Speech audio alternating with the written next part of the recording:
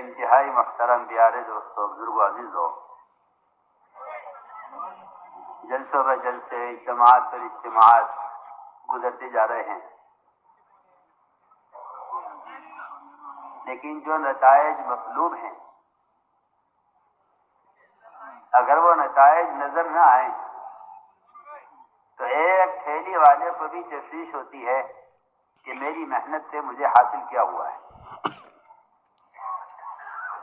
ایک ٹھیلی والے کو بھی تشویش ہے کہ میری محنت سے مجھے حاصل کیا ہوا ہے۔ خیر اتنا بڑا مجمع عالمی سطح پر جو دعوت اللہ کی اس یقینی محنت پر قائم ہے جو ہدایت کے لیے شرط ہے، ابدی و استقامت کے لیے شرط ہے، تو پہلا سوال اس بات کا ہے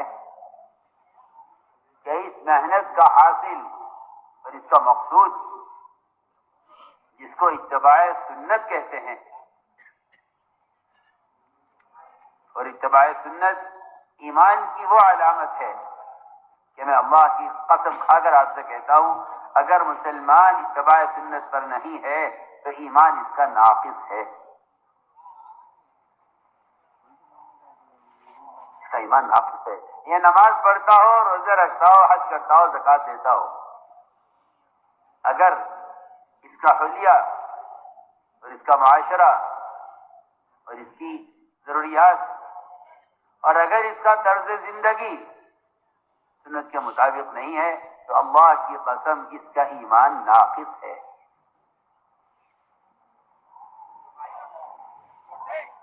میں نے اور آپ نے اس پر کبھی غور نہیں کیا، ایمان ناقص ہے۔ کیوں؟ اس لیے کہ قرآن نے، حدیث نے صاف کہہ دیا کہ جو آدمی محمد صلی اللہ علیہ وسلم کے طریقے پر پوری طرح قائم نہیں ہے وہ ناقص ایمان لیے پھر رہا ہے، اور ناقص ایمان سے وہ راضی ہے۔ میں اس کی مثال عرض کرتا ہوں کہ بشری ضروریات میں اور بشری حاجتوں میں، بشری ضروریات اور روز مرہ صبح شام پیش آنے والی ضروریات میں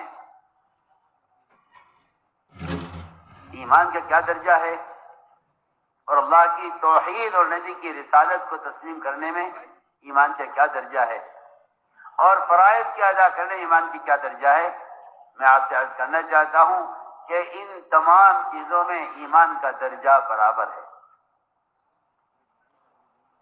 ان تمام چیزوں میں ایمان کا درجہ برابر ہے، چاہے وہ عقیدہ ہو، وہ شہادتین گواہی دینا ہو، وہ نماز، روزہ، حج و زکوٰۃ کے فرائض کو عملی طور پر اپنے اندر پیدا کرنا ہو، اور وہ مسلمان کی روزمرہ کی اپنی ضروریات ہوں۔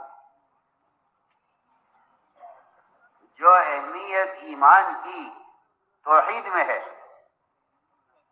اور جو اہمیت ایک مسلمان کے اسلام میں بت پرستی سے دور رہنے کی ہے، ایک مسلمان کا ایمان جتنا اس کو بت پرستی سے دور رکھتا ہے، میں آپ سے عرض کرنا چاہتا ہوں کہ اتنا ہی اس کا ایمان اس کو اپنی ضروریات میں غیروں کے طریقوں سے متنفر اور دور رکھے تو کہا جائے گا کہ ہاں آپ کے پاس ایمان کامل ہے۔ اگر مسلمان کی کوئی ایک ضرورت وہ غیر مسلم کے طریقے پر پوری ہو رہی ہے تو حدیث نے انکار کر دیا ہے کہ آپ کامل ایمان پر نہیں ہیں، صاف انکار کر دیا قرآن نے، حدیث نے صاف انکار کر دیا، من رغب عن سنتی فلیس منی، ایمان والوں کی جماعت وہ ہے جو اتباع سنت پر ہو، اس لیے فرمایا من رغب عن سنتی فلیس منی، اور یہ من رغب عن سنتی فلیس منی اس حدیث کا تعلق نہ نماز سے ہے، نہ زکوٰۃ سے ہے، نہ حج سے ہے نہ روزے سے ہے۔ اس حدیث کا جو تعلق ہے، اس حدیث کا جو تعلق ہے وہ شادی اور بیاہ سے ہے۔ بڑی آپ حدیث، جنہوں نے شادی اور بیاہ میں ایک بشری حاجت میں نبی کے طریقے اعتدال سے آگے بڑھنا چاہا، آپ نے خطبہ دیا ان کے خلاف اور یہ فرمایا یہ لوگ میری امت میں سے نہیں ہیں۔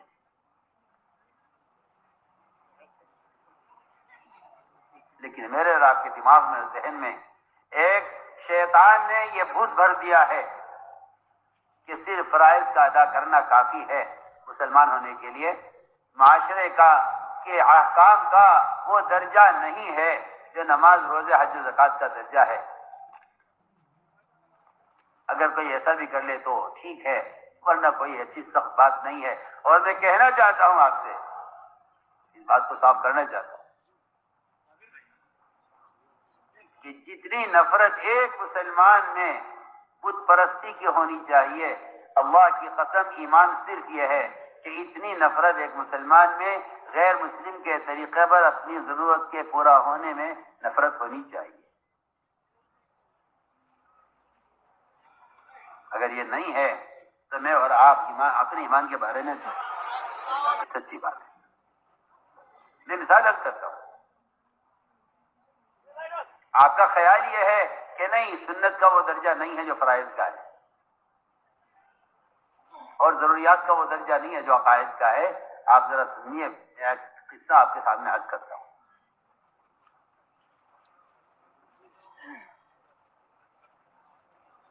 صحابہ کرام نے دیکھا کہ جب یہ کفار اور مشرکین مسلمانوں سے قتال کے لیے میدان میں آتے ہیں اور جنگ سے فارغ ہوتے ہیں تو یہ اپنے ہتھیار ایک درخت پر لٹکا دیتے ہیں۔ ایک سہولت ہے، ایک طریقہ اچھا لگا، اختیار کر لیا۔ اختیار کیا نہیں بلکہ آگے پوچھا، یا رسول اللہ آپ کا کیا خیال ہے اس بارے میں؟ جیسے یہ کرتے ہیں ایسے ہم بھی کر لیں، اس بارے میں کیا خیال ہے؟ سوال یہ کیا تھا صحابہ کرام نے کہ جس طرح یہ ہتھیار دفعہ لٹکاتے ہیں، ہم بھی اگر کوئی ایک طرف ایسا کر لیں اور ہم بھی ان کی طرح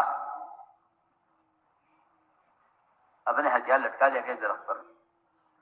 آپ جواب سنیے، آپ صلی اللہ علیہ وسلم نے اپنے صحابہ کو، اپنی امت کو اجتماعی طور پر غیروں کے طریقوں سے کیسے دور رکھا تھا، اور ایک عمل کی نفرت پیدا کرنے کے لیے آپ نے جو جواب دیا ہے وہ جواب واقعی قابل غور ہے، اور وہ جواب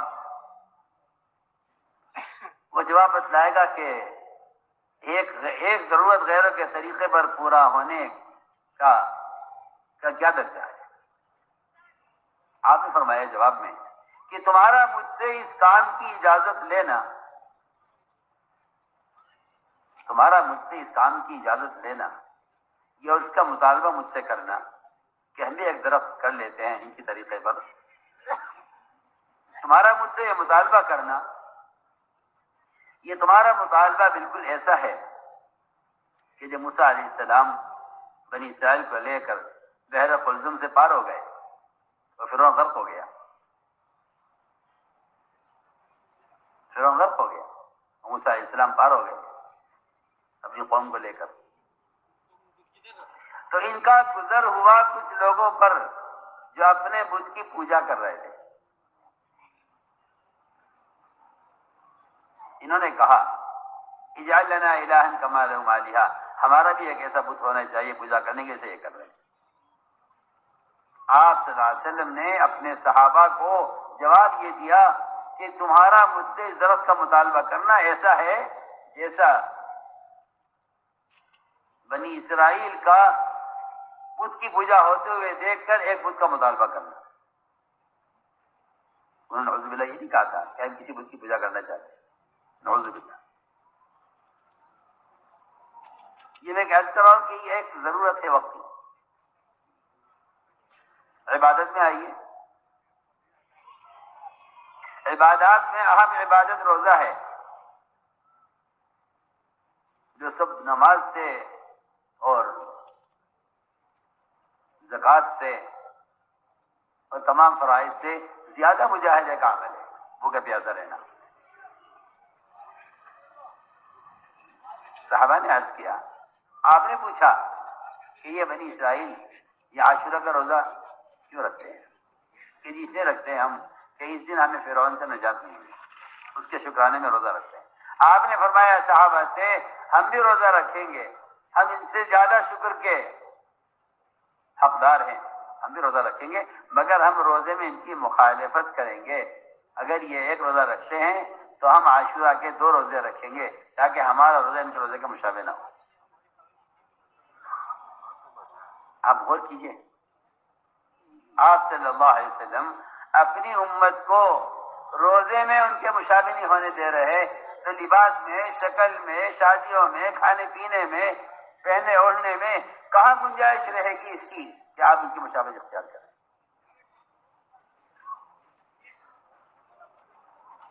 اور آپ صلی اللہ علیہ وسلم یہاں جو میں نے واقعہ آپ سے عرض کیا ہے، اس میں یہ نہیں کہہ رہی احتیاط سے لٹکانا ہمارا طریقہ نہیں ہے، نہیں ہے کہ تمہارا مطالبہ ایسا جاہلانہ مطالبہ ہے جیسا ان کا مطالبہ جاہلانہ مطالبہ تھا، ایک بت ہونا چاہیے پوجا کرنے کے لیے۔ مجھے یاد کرنا ہے، تلاوت میں آؤ، جب یہود اسلام لے آئے اور پکے سچے مسلمان ہو گئے آپ صلی اللہ علیہ وسلم کی صحبت میں، خیال آیا دل میں کہ قرآن پڑھتے ہی ہیں، قرآن پر عمل بھی کرتے ہیں، قرآن ہی ہمارا امام ہے، قرآن کے مقتدی ہیں، یہ ہمارا مقتدی ہے اور یہ ہمارا دستور العمل ہے۔ خیال ہی آیا کہ کبھی کبھی توریت پڑھ لیا کریں، وہ بھی آسمانی کتاب ہے اور ہمارے لیے موسیٰ علیہ السلام نازل کی گئی ہے۔ آ کر سوال کیا ان لوگوں نے، یا رسول اللہ آپ اجازت دیں گے ہمیں، کیا ہم قرآن تو پڑھتے ہی ہیں، عمل بھی اسی پہ کرتے ہیں، کیا کبھی کبھی توریت پڑھ لیا کریں؟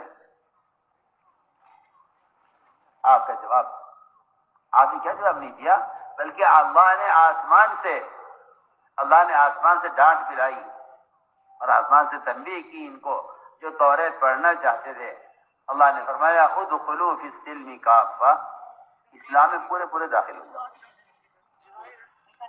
ہم تو سمجھتے ہیں کہ نماز چھوڑنا اسلام کا ناقص ہونا ہے، زکوٰۃ نہ دینا اسلام کا ناقص ہونا ہے، روزہ نہ رکھنا اسلام کا ناقص ہونا ہے، کوئی فرض چھوڑے گا تو کہا جائے گا اسلام میں پورے داخل ہو جاؤ۔ یہاں صرف توریت پڑھنے کی اجازت چاہنے پر اللہ فرما رہے ہیں ادخلوا فی السلم کافہ، اسلام میں پورے پورے داخل ہو جاؤ۔ میں نے چند مثالیں عرض کی ہیں، جی ہاں، ایک ضرورت سے متعلق، ایک روزے سے متعلق، ایک تلاوت سے متعلق۔ تو حضور اکرم صلی اللہ علیہ وسلم نے جتنے بھی اس زمانے میں رواجی طریقے تھے، ان رواجی طریقوں سے اپنی امت کو ایسا بچا کر نکالا ہے اور ان سے اس زمانے کی وہ چیزیں جن کے وہ عادی تھے ان سے ان کو چھڑوایا ہے۔ مولانا الیاس صاحب فرماتے ہیں رحمۃ اللہ علیہ کہ میں تو ایک ایسی قوم تیار کرنا چاہتا ہوں، ایسی قوم تیار کرنا چاہتا ہوں کہ جو ایسی متبع سنت ہو کہ ان کو دیکھ کر اسلام کو سمجھا جائے۔ میں تو آپ سے صاف صاف عرض کرتا ہوں، آپ کو برا لگے گا اچھا لگے گا یہ آپ جانیں، لیکن میں آپ سے حقیقت عرض کر رہا ہوں کہ کتابوں سے اسلام نہیں پھیلایا گیا تھا، کہیں ثابت نہیں ہے کہ کتاب لکھ کر کسی ملک میں بھیجی گئی ہو کہ اسلام یہ ہے۔ مسلمان سر سے لے کر پیر تک، عقیدے سے لے کے اپنا استنجا کرنے کی ضرورت تک، مسلمان خود اسلام کی ایسی عملی کتاب تھا اس لیے ذکر کا کمال یہ بتایا گیا تھا کہ ذاکر وہ کو دیکھ کر اللہ یاد آ جائے، نہ اسے اس کی تسلیم مراد ہے، نہ ذکر بالجہر مراد ہے، نہ اس کا زور سے ذکر کرنا مراد ہے، کچھ نہیں ہے۔ ایک شخص اتنا متبع سنت ہوتا تھا کہ اس کی امتیازی شان بتلاتی تھی کہ اسلام کیا ہے۔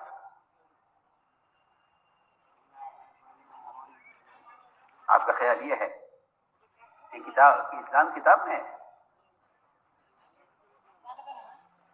کتاب ہے تو اسلام ہے؟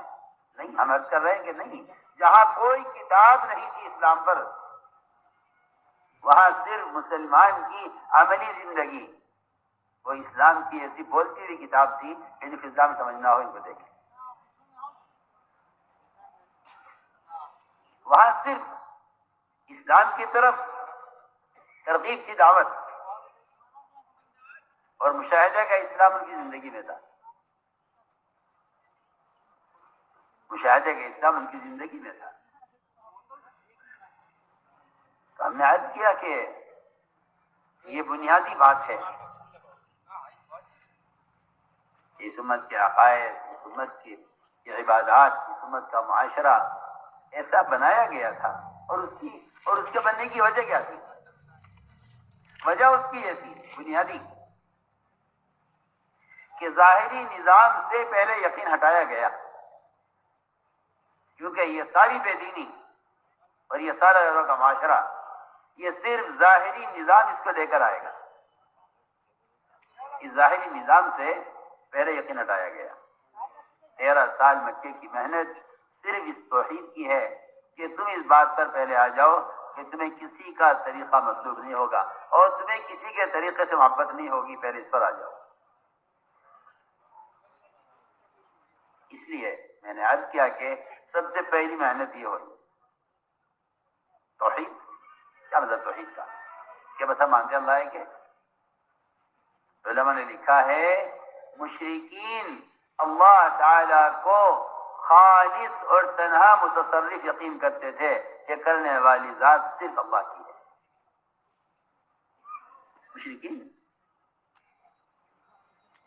بات صرف یہاں سے ختم نہیں ہو جاتی کہ ہم توحید کے قائل ہیں، نہیں۔ جو آدمی توحید کا قائل ہے اس سے اس بات کا سوال ہے کہ تو یہ بتلا کہ تو نے اللہ کے سوا محمد صلی اللہ علیہ وسلم کے طریقے کے علاوہ کون سا طریقہ تو نے اس میں دین میں شامل کیا ہوا ہے جو دین صرف ایک اللہ کے لیے ہے، اس میں تو نے کیا شامل کیا ہوا ہے؟ یا توحید کا مطلب یہ نہیں ہے کہ میں اللہ کو ایک مانتا ہوں۔ ابو طالب یہاں تک آ گئے تھے کہ تم سے اچھا دین کسی کا دین نہیں ہے، لیکن میں تمہاری ملت اور تمہارے طریقے کو اپنی قوم کی وجہ سے قبول نہیں کر سکتا، بس یہیں سے کفر کا فیصلہ ہوا ہے، یہ کفر کا فیصلہ ہوا ہے۔ مجھے عرض کرنا ہے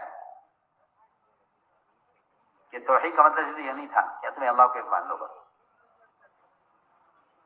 بلکہ تم اللہ تعالیٰ کی توحید کے ساتھ اگر رسالت کو محمد صلی اللہ علیہ وسلم کے کامل مکمل طریقے زندگی کے اعتبار سے اگر تم قبول نہیں کرتے تو تمہارا توحید کا دعویٰ باطل ہے۔ آپ وہ چیزیں میں کیا کہہ رہا ہوں،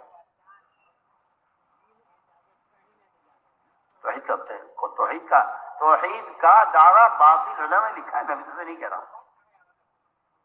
آپ کا دعویٰ توحید باطل ہے اگر آپ رسالت کو تسلیم نہیں کرتے، اور رسالت کا تسلیم کرنا یہ نہیں ہے کہ میں نبی کے فلاں فلاں طریقے کو قبول کرتا ہوں، فلاں فلاں طریقے قبول نہیں کرتا ہوں۔ میں عرض کرنا چاہتا ہوں کہ یہی عبادت کے ساتھ معاملہ ہے مسلمان کا کہ وہ چند فرائض کے ادا کرنے کو عبادت سمجھتا ہے، جبکہ آپ کو حیرت ہوگی اس بات سے، میں توحید کے ساتھ ایک بات بیان کرنا چاہتا ہوں، میرا دل چاہتا ہے کہ توحید اس کا تقاضا کرتی ہے، توحید اس کا تقاضا کرتی ہے اور توحید کا خلاصہ یہ ہے کہ تم اللہ کے غیر کو معبود تسلیم نہیں کرو گے. میری بات بے انتہا توجہ چاہیے سب.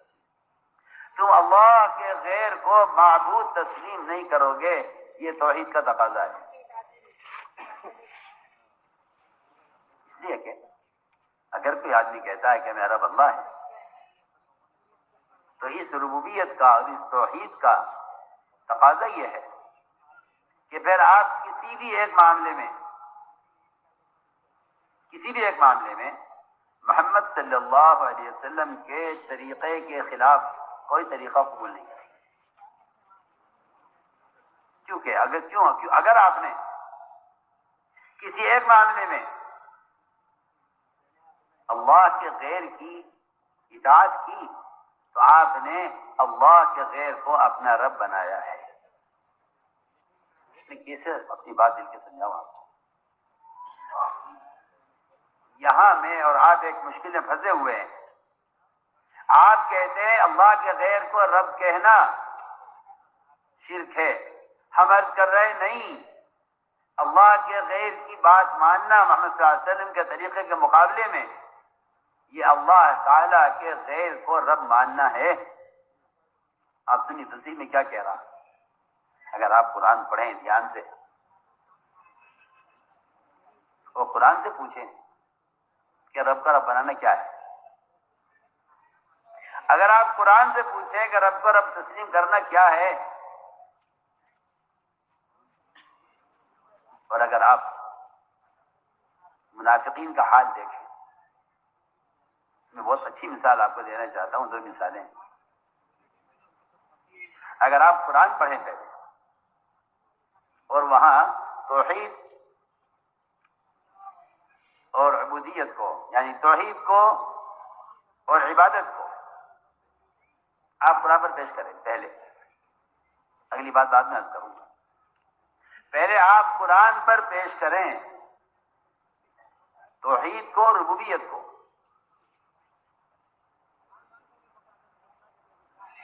کہ اللہ ایک ہے، وہی رب ہے.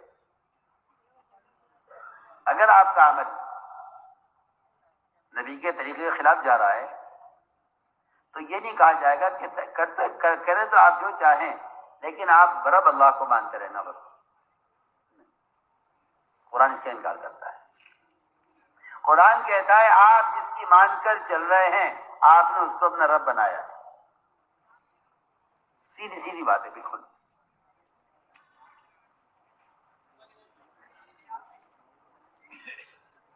جب عدی بن حاتم اسلام لے آئے اور نصرانیت اسلام میں داخل ہو گئے، حضور اکرم صلی اللہ علیہ وسلم کے سامنے انہوں نے اس کا شکوہ کیا اور یہ بات عرض کی کہ کیا بات ہے کہ قرآن نے ہمیں الزام دیا ہے کہ ہم نے اللہ کے غیر کو اپنا رب بنایا ہوا تھا، حالانکہ ہم نے کبھی اللہ کے غیر کو رب نہیں مانا. آپ پر ایمان لانے سے پہلے بھی اللہ کو رب مانتے تھے، آپ پر ایمان کے بعد بھی اللہ کو رب مانتے ہیں.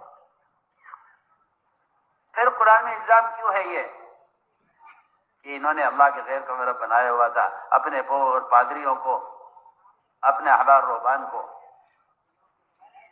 تو آپ صلی اللہ علیہ وسلم نے یہ فرمایا، اے علی تو مجھے بات کا جواب دو، جب تمہارے پوپ اور پادری، تمہارے علماء اور مشائخ، تمہارے احبار رہبان وہ حرام چیز کو حلال کرتے تھے اور حلال کو حرام کہتے تھے، تم ان کی بات مانتے تھے نہیں مانتے تھے؟ کہ ہاں جی ہم ان کی بات مانا کرتے تھے. فرمایا تب تو تم نے ان کو اپنا رب بنایا ہوا تھا، کیونکہ رب بنانے کا مطلب یہ نہیں کہ میں اللہ کا رب مانتا ہوں. رب بنانے کا تقاضا یہ ہے کہ پھر تم ان کے حکم کے خلاف کسی اور کی بات نہیں مانو گے. میں عرض کرنا چاہتا ہوں ادھر تو توحید اور ربوبیت کو اس طرح بیان کر دیا، ادھر منافقین بیروتی جنہیں کہا جائے کہ جب بھی آپ کے ساتھ ہوتے تھے تو آپ والے کام تاکہ اگر مسلمان سمجھے، جب یہ اپنے شیاطین اور غیروں کے درمیان ہوتے تھے تو یہ وہاں ان کے اعتبار سے ہوتے تھے. یہ بہروپیت ہے. اور ان کے نفاق اور ان کے ایمان کی ضدیت تھی ان کے اندر. تو میں بہت جو بات میں کہنا چاہتا ہوں وہاں کہ یہ سنتوں کو ہلکا سمجھتے تھے، سنتوں کو ہلکا سمجھتے تھے. منافقین ہی کہتے تھے کہ یہ تمہارے جو نبی ہے محمد صلی اللہ علیہ وسلم،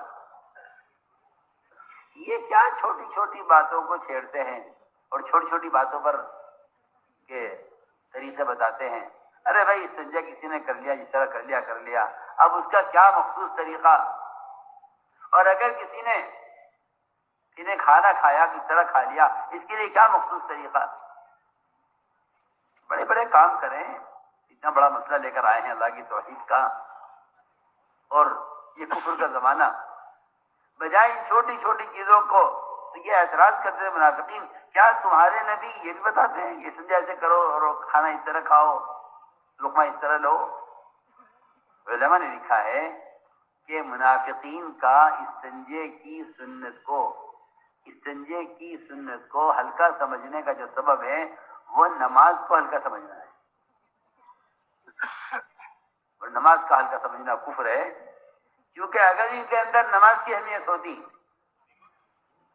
تو ان کے اندر سنت کے مطابق استنجے کی وہی اہمیت ہوتی جو نماز کی اہمیت ہے، کیونکہ طہارت شرط ہے عبادت کی. آپ ذرا اس پر غور کیجئے کہ صرف ایک استنجے کی سنت کا نماز کے کمال سے کیا تعلق ہے؟ پھر آپ یہ کہیں گے کیونکہ یہ تو عبادت رہیں گی چیز ہے نا. اور میں آپ سے کہہ چکا ہوں کہ اگر مسلمان اپنی ایک ضرورت ہی پوری کرے غیروں کے طریقے پر تو یہ اسلام کے، ایمان کے، توحید کے، سب کہیں کے ربوبیت کے بالکل منافی ہے. کیونکہ عبادت سے نماز پڑھنے کو نہیں کہتے. امام غزالی رحمۃ اللہ علیہ نے 10 چیزیں عبادت گنوا کر پابند کیا ہے ہر مسلمان کو کہ جو اہمیت نماز اور عقیدے کی ہے وہ اہمیت اتباع سنت کی ہے. تمام ضروریات وہ صاحب کہتے ہیں کہ نماز، روزہ، حج، زکوٰۃ، ذکر، تلاوت، دعوت الی اللہ، دین کی محنت، تجارت، پڑوسیوں کے حقوق اور سنت کا اہتمام، اگر یہ 10 کی 10 چیزوں پر عمل کر رہا ہے تو یہ عبادت کر رہا ہے. ورنہ اگر ان میں سے کچھ چھوٹ رہا ہے تو اس کی نماز ایک رکوع کے چھوٹنے اس طرح ناقص ہوگی، ایسے ہی سنت کے چھوٹنے سے اس کا دین ناقص ہوگا. اور ناقص دین پر کوئی وعدہ کامیابی کا نہیں ہے. کامیابی کا وعدہ کمال دین پر ہے. تو میں نے جو بات عرض کی ہے کہ جتنی خرابیاں ہیں اس سب کی جو بنیادی وجہ ہے وہ مشاہدات اور تجربات کا یقین ہے. جب آدمی مادی شکلوں کے ظاہر کو دیکھتا ہے تو اس کے نزدیک احکام اور اوامر اور سنتیں وہ بے اثر ہو جاتی ہیں، کیونکہ جن راستوں سے اللہ تعالیٰ غیروں کو کامیاب کر رہے ہیں، جب ان راستوں کی طرف مسلمان دیکھتا ہے تو اس کو اپنے لیے ان راستوں میں کامیابی نظر آتی ہیں. یہی مسلمان کے اعتزاز کا سبب ہے، یہی مسلمان کی بے دینی کا سبب ہے. یہیں سے ساری شرک کی لائنیں چلتی ہیں کہ جب مسلمان اپنے دنیا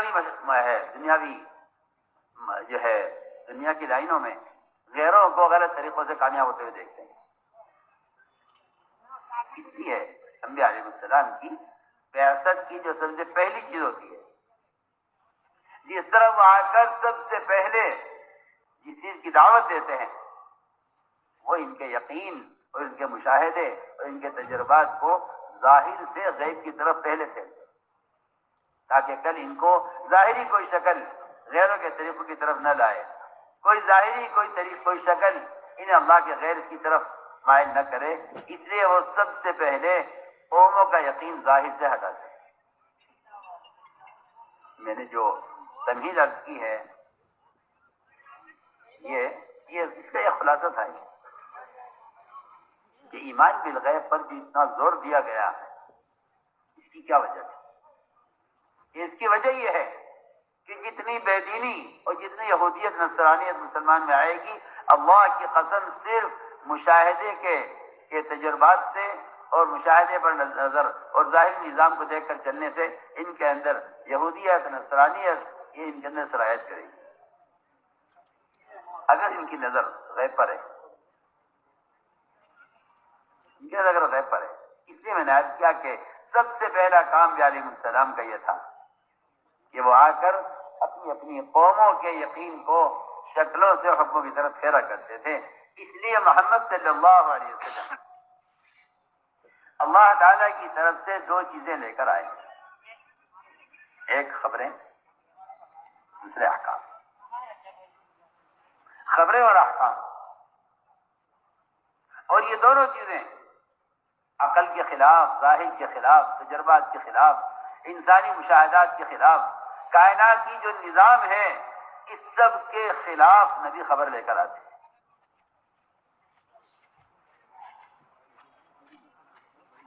آپ غور کیجیے کیوں اس سب کے خلاف سے لاتے ہیں؟ تاکہ مسلمان کائنات کے کسی تغیر کی وجہ سے اس کا دین نہ بدلے، کائنات کے تغیرات اس کا دین نہ بدلے۔ اگر کائنات کے تغیرات سے چلے گا یہ تو کائنات کے تغیرات اس کا دین بدلیں گے، اس کا دین بدلے گا کائنات کے اعتبار سے۔ لوگ صاف کہیں گے نیا زمانہ یہ ہے، اب زمانہ یہ ہے، اب زمانہ یہ ہے، اب حالات یہ ہیں۔ اس لیے میں عرض کرنا چاہتا ہوں کہ نبی جو خبر لاتے ہیں وہ خبر عقل کے اور نظام ظاہر کی بالکل خلاف ہوتی ہے، اور اس پر ایمان لانا بندے کے لیے فرض ہوتا ہے۔ اگر آپ اس کا انکار کریں تو کفر ہے، اور اگر آپ اسے تسلیم کریں تو ایمان ہے۔